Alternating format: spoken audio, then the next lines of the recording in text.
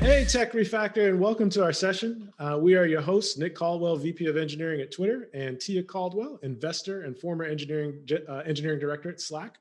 Over the past year, we've been doing a series called Keeping Up with the Caldwells, where we try and give advice based on our combined 40 years of experience navigating the tech industry. Tech Refactor is the first conference we've done in a long time. Why? Because we have been trapped in the house fearing for our lives, pretending to like terrible Netflix shows, baking sourdough bread, ranking up on Peloton like never before, and just generally going a bit stir crazy. So, for this session, it was really clear what we needed to talk about, what we're all hoping for, and that is life after in a post-pandemic world. The workplace has clearly changed. We're all working from home. We're battling Zoom fatigue with virtual happy hours. Most of us can't fit our jeans anymore. We've got coworkers we've never met in person. So we want to talk about what happens after we get through all this. What are the biggest post-COVID challenges and opportunities? We're going to do that by job level, starting with individual contributors, then managers, and then we're going to end at a company level. I'll talk about a challenge, and then Tia's going to follow back with an opportunity and some resources that you can take home with you. All right, so if that sounds good, we can go ahead and get started. All right. All right. So, Nick, let's kick things off about the individual level. Please tell me some of one of the biggest challenges that people are experiencing in a post-pandemic world as an All right. individual. Absolutely. Yes. At an individual level, this one is super clear, and we can see it coming a mile away. It is burnout. Burnout is going to spike because of what we have been through over the last year and a half or so. Uh, Mental health challenges coming from multiple directions. In the last 12 months, I have had to deal with the global pandemic, the Black Lives Matter movement, triggered by the death of George Floyd, the most divisive election in my lifetime, just to name a few things. We even had murder hornets. Zoom fatigue. We're more productive than ever now because we literally can't leave our work. Like, we're stuck in the house working. So, uh, and now that things are opening back up, we're seeing existential angst, like fear of missing out on life. People want to spend the summer on the beach in Hawaii or travel to Europe. I know a person who decided to quit and write science fiction. So it might be a surprise to y'all listening that tech has actually been the hardest hit by burnout during the pandemic. According to a survey by Fishbowl Insights, 74% of tech industry workers say that they're experiencing increased signs of burnout or have burnt out themselves. This is higher than any other industry. So, huge challenge. Tia, you see any opportunities in this? Yeah. So I feel like the biggest thing is to discover oneself and emphasize self-care. I think during the pandemic, as everyone has been cooped up in their houses for a long time, we've had the time to take and do a lot of self-reflection. And this is happening at a rate that I never used to actually do, to now being top of mind for me a lot. So during this break, I actually can share this story with you all. It kind of motivated me to take the time away from work.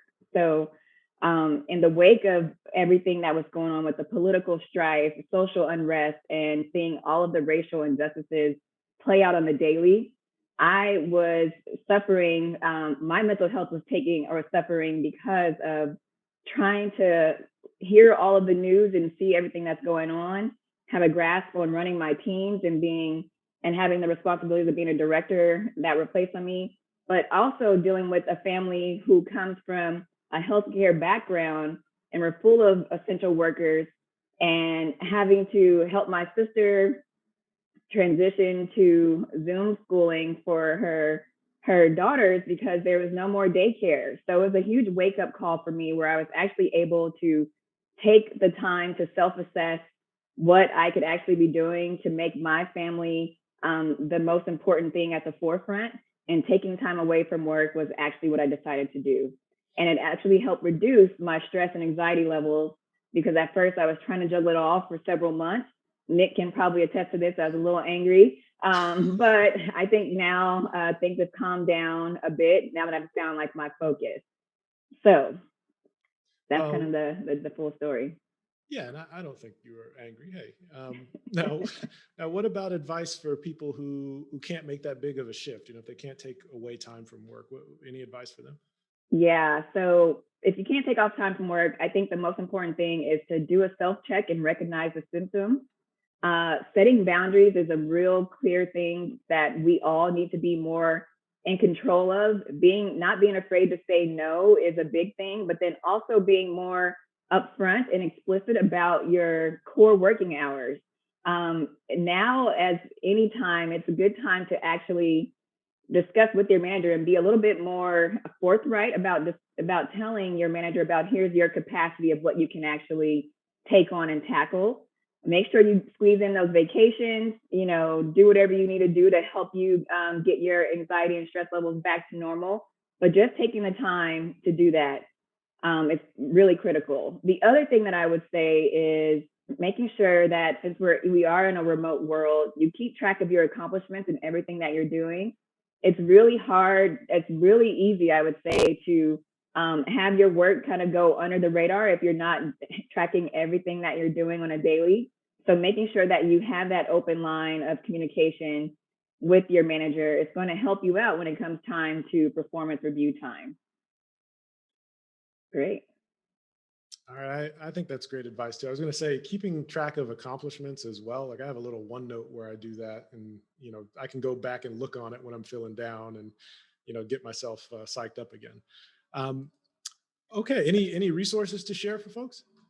Yes, so there's a really critical one that was published, and we'll make sure that we make these links available to you all after the talk. But if you look up the 12 stages of burnout, and these are the signs in this article, it will tell you about signs. So then recognizing the 12 stages of burnout is really critical. In this article, they talk about the compulsion to prove oneself, about neglecting your needs, displacement of conflicts where you start to blame others, and then withdrawal. There are a lot of stages there, but I would definitely familiarize yourself with this material so that you can be on the self-recognition end and you can see if you are triggered by any of these scenarios. The next one is a Forbes article on how to deal with COVID burnout at work. We'll make sure that this is available, but they also give you tips and tricks on how to deal with it so that you can get yourself out of these situations if you do feel like you're going down that downward spiral. Yeah, and I'd say the main thing here is you really just cannot be embarrassed to take care of yourself at this time. Everyone's going through it. So now we're going to shift gears a little bit and talk about the manager perspective. Nick, now that it's time for us, as managers, this is what Tech Refactor is all about. What would you consider the biggest challenge for managers in a remote world? There's a lot of challenges, but the clearest challenge for managers now is managing remote teams used to be optional, and it is now absolutely a required skill set. You literally cannot be a manager in the modern world without learning how to manage remote, and that means all aspects of the job get a little bit harder. Uh, Recruiting, coordinating teams, everything. But I think there's two areas that are the toughest. The first I just experienced. The first is onboarding. So during this pandemic, I started as chief product officer at a company called Looker. We got acquired by Google, so I onboarded remotely to Google. And then I decided to leave Google and join Twitter. So I onboarded again remotely. And then I also got an opportunity to serve on the board of HubSpot and had to onboard there remotely. So I got to experience firsthand that remote onboarding just is not as good. Like it's impersonal. And I think part of every onboarding experience is where you get to drink like a full gulp of the company Kool-Aid, absorb the culture and make close connections with people who are starting that same day or that same week. You don't really get any of that. And so managers have to be just maniacal about scheduling time for these events and activities, which would have otherwise maybe happened organically. The second thing is just staying connected. Like if you're a manager and you're trying to stay connected with your team members day to day, it's a huge challenge. I think I saw folks trying to uh, respond to this by instituting, mandatory virtual happy hours. I'm so glad that we've gotten out of that phase. But it's tough as a remote manager. You can't pick up on body language cues. It's harder to build empathy with your team members to give them psychological safety. So you have to combat this by finding other ways to stay more connected. My tactic is sort of simple. It's just really dedicating an increased amount of time to not just one-on-ones, but meaningful one-on-ones, where we use some of that time to check in on progress and work, but we use a lot of that time to just check in on people how they're doing as individuals. Stress level check, vibe check, whatever you want to call it. You have to take a little bit extra time as a manager to ensure folks are doing well mentally, given everything that's going on. Now, despite all that, I actually really enjoy remote work, and a lot of other folks are as well. A recent survey by platform.sh, this is an interesting stat. It reveals the length to which employees will go in order to continue working from home. 68% of workers, when surveyed, said they would accept a 10% pay cut in return for being able to work from home permanently. That's a pretty big statistic. So, given that this is unlikely to change for managers, how are we going to adjust? So, Tia, what are some opportunities here for managers? So I want to give a shout out to huge productivity tools that are actually making everyone's lives more productive and pleasant. Slack being the main one. Slack has made the communication between teams just more available. We've broken down a lot of those barriers where you have to be in person or in a meeting to have all of the information. Now with Slack, you can dump information everywhere, which is really great. And additionally, you have Zoom. We're on a Zoom call right now, and it's given us a better way to work. Meetings and getting people together now are easier than ever. I would say we're now even taking the time to do things that we didn't normally do when we were, in the office, which is like documenting all of the processes that we want the team to follow. So collaboration tools and documentation is like really critical because it helps everyone stay connected. You can do real-time collaboration, you can edit and have everything at your fingertips. But let's, keep it real. We don't want to get nostalgic. There are things we don't want to get nostalgic about the way things used to be. I really don't want us to make that shift back into like, well, in the office, we used to do this. We don't ever have to worry about dealing with conference room hardware, which was always prone to breaking. We never have to stand awkwardly outside of a meeting room waiting for people to leave so that we can go in for our meetings now. And as a manager, no one is checking on how early you come into the office. You just get your work done on the hours that work well for you and your family. And the most important one I would say is we get the time back from commuting and putting on makeup and all that fancy stuff that we used to do before we start, sitting around in sweats all day. Nick actually used to have a 2-hour commute, right, Nick? 2 hours each way. Good Lord. Not Yes. doing that again. Yeah. So I think it's like pretty much changed the mindset of how everyone is going to face these new challenges and opportunities, but we have productivity tools to help us get there. Now, in terms of resources, I do want to make sure that I share 2 resources that are really useful for everyone, because during this time, a lot of companies have transitioned to remote work, and GitLab and GitHub have actually posted this GitHub all remote manifesto, which is really great. It has a lot of tricks and tips on how to handle onboarding, how to deal with burnout, how to make sure that your team has the right productivity tools. And I encourage everyone to read this manifesto just to get yourself acclimated into remote work life from a manager perspective. The second one is Seshi.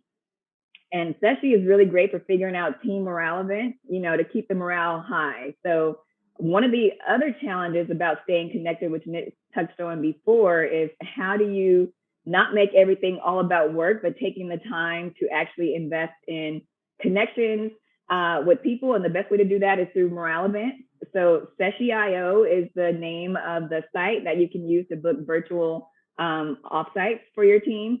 I would say for me, you as a manager, when I was still at Slack, there isn't any one size fits all way to planning a virtual event. We had everything from cocktail sessions to actually bringing in a chef to actually come in and show us how to make puff pastries. So it depends on you should definitely take you should definitely take a poll on your team's interest to figure out what would make something fun.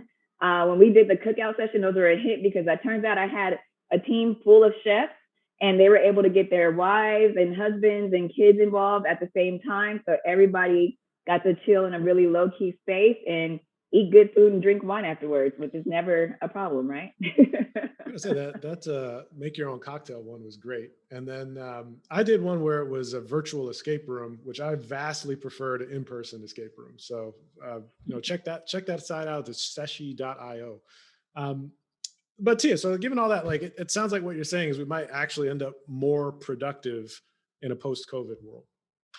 Yes, but this means we have to be extra careful about how we treat our employees. We just talked about burnout, and as a manager, you want your team to be productive and executing effectively.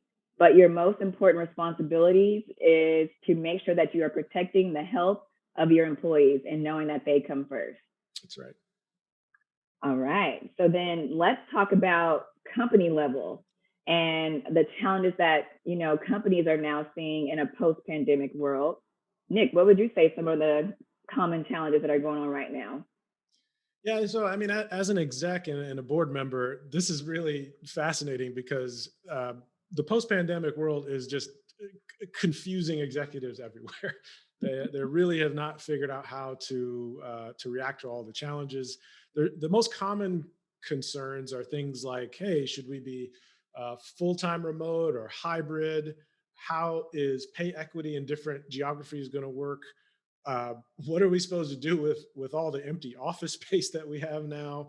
The biggest question that I hear from all sources is how do we keep the same company culture at scale when everyone is now remote?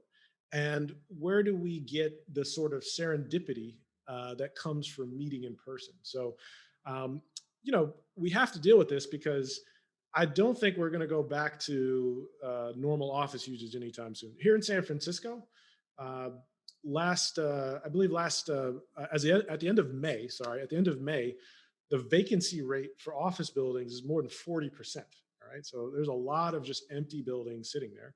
And then surveys are showing that only around 20% of employees actually want to return to work full time.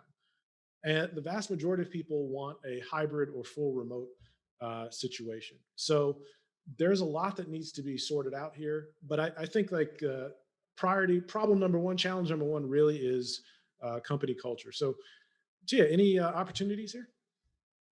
So, first of all, you have to recognize that as a company, you can build a better company now. Just because you're no longer in the office physically doesn't mean that you can't create the culture that you want. So, still focus and take the time to create, that serendipity, those serendipitous moments. Because one, we're not limited to physical connections. It's now easier than ever to have a company all hands. I remember we used to have an all hands every quarter. Now with the ease of Zoom and productivity tools, we can now meet once a month if we need to, just to do like check-ins on people.